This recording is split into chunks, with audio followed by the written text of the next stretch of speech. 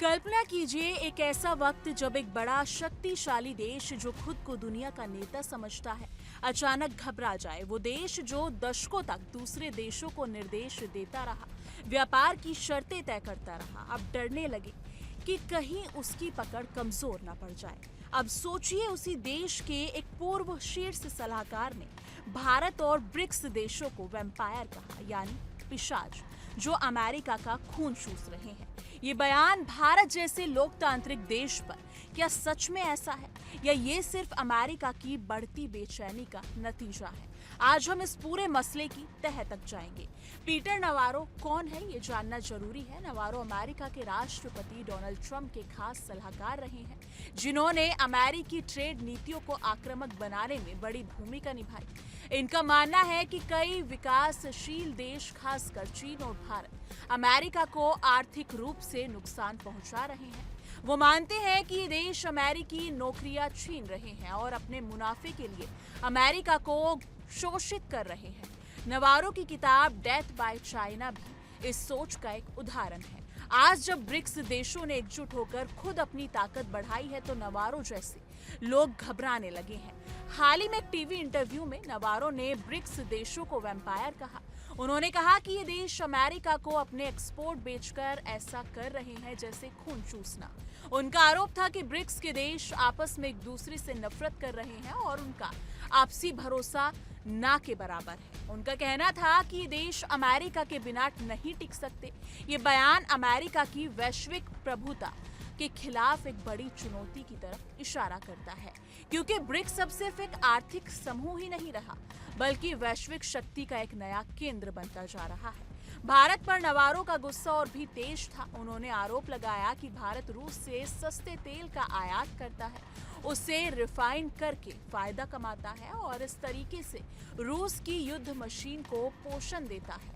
यह आरोप न केवल गलत है बल्कि निहायती ही पक्षपाती भी है। जी हाँ, जब अमेरिका और उसके यूरोपीय सहयोगी खुद रूस और अन्य देशों से एनर्जी डील करते रहे हैं तो भारत के ऊर्जा हितों पर सवाल उठाना एक तरफ से दोहरे मापदंड दिखाना है।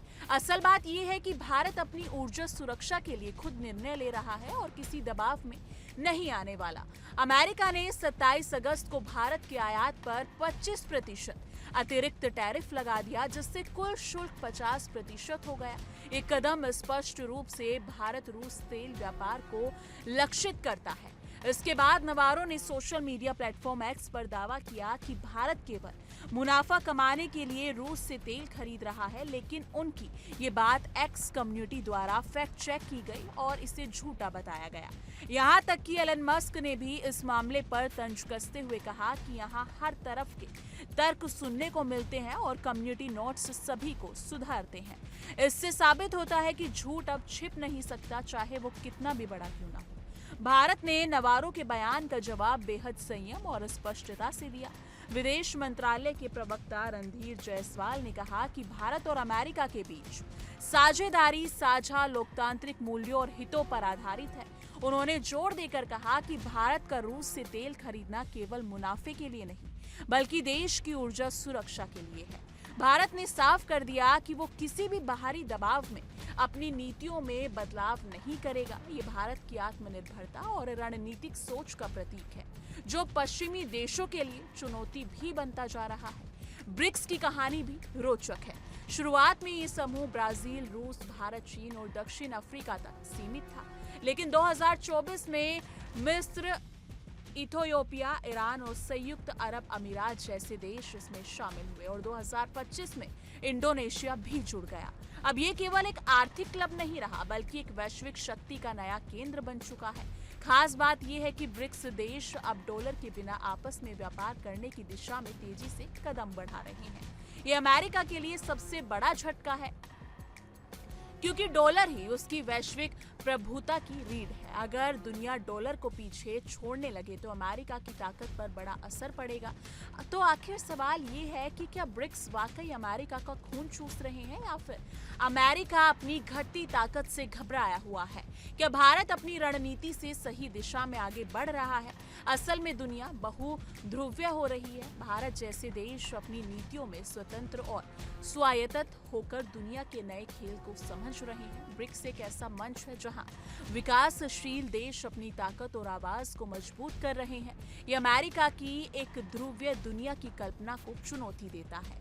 भारत की भूमिका इस बदलाव में बेहद महत्वपूर्ण। कूटनीति और ऊर्जा सुरक्षा और आर्थिक रणनीतियों में उसने जो संतुलन बनाया है वही उसे आज अंतर्राष्ट्रीय मंच पर मजबूती दे रहा है, और यही बात अमेरिका जैसे पुराने वैश्विक नेता को असहज कर रही है। इस लड़ाई में भारत न केवल अपने हितों की रक्षा कर रहा है बल्कि दुनिया में एक नए युग की शुरुआत भी कर रहा है। तो दोस्तों, आपकी क्या राय है? क्या भारत को अपने राष्ट्रीय हितों को प्राथमिकता देते हुए आगे बढ़ना चाहिए, चाहे इसके लिए अमेरिका जैसे देशों की आलोचना सहनी पड़े? क्या ब्रिक्स वाकई विश्व शक्ति का नया केंद्र बन रहा है? नीचे कमेंट सेक्शन में अपनी राय जरूर साझा कीजिएगा।